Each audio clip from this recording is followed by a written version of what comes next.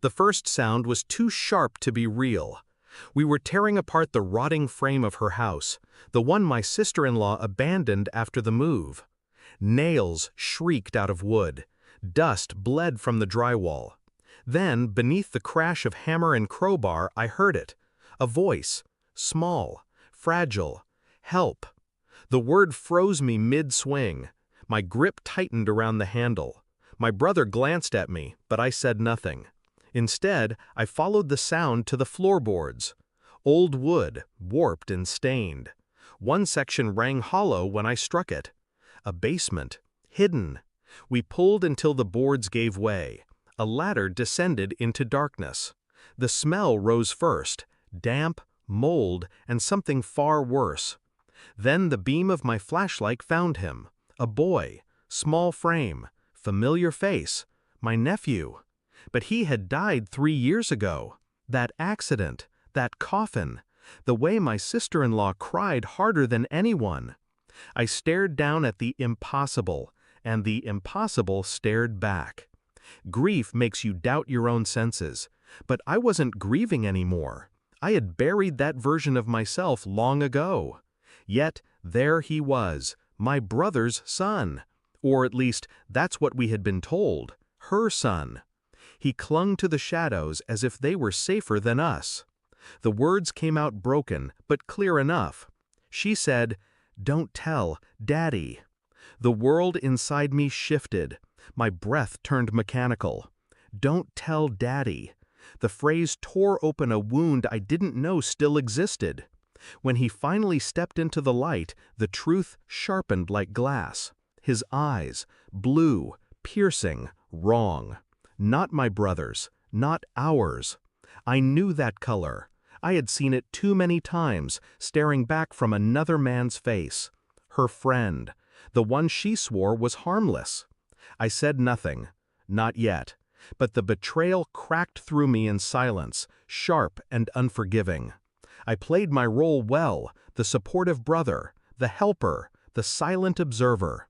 But every night, the boy's eyes followed me in memory. A reflection that didn't belong, a secret too heavy to bury again.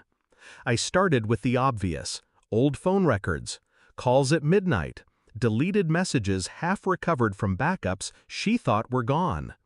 Her name tangled with his, month after month. Then the photographs, ordinary on the surface, but the small details betrayed her. A glance too warm, a hand brushing too close, shadows where they shouldn't be. I ordered the test quietly, a toothbrush left in the bathroom, a hair from her brush. DNA doesn't lie, even when people do. I lived each day in calculated patience, smiled when I had to, helped her pack boxes, carried furniture, spoke of trivial things. She never noticed my silence growing sharper, more precise. Inside, though, the rage coiled tight. Not the wild kind, the controlled kind. The kind that waits until the exact moment the knife will cut deepest. The envelope arrived on a Wednesday, plain, unmarked, final. I opened it alone, as though the paper itself might scream. But it didn't. It simply told the truth. He was not my brother's child. Her lies stretched back years, through vows and dinners and graveside tears. She had played us all, weaving her double life into silence. That night, I walked into the kitchen where she sat scrolling her phone. I placed the envelope on the table.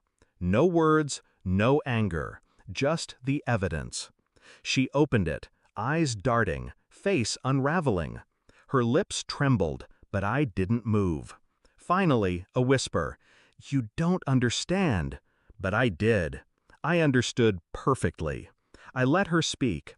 Half sentences, excuses, broken logic. I watched her drown in her own unraveling. When she asked me what I would do, I simply leaned forward. Calm, detached. I already did it. Her eyes widened. I told her the boy was safe now, with people who deserved him. People who would never use him as a shield, a pawn, a lie. The silence that followed crushed her louder than any scream. She realized then, Her control was gone. Every string she had pulled had snapped in her own hands. And I hadn't raised my voice once. I left her there, mouth open, eyes hollow, hands shaking over papers that proved everything. Outside, the air felt sharper, cleaner. I thought of the boy, his voice calling from beneath the floor, his eyes, blue, unhidden now. He would grow knowing the truth, not her stories. I felt no pity, no sadness, just clarity. Some truths are knives, others are keys.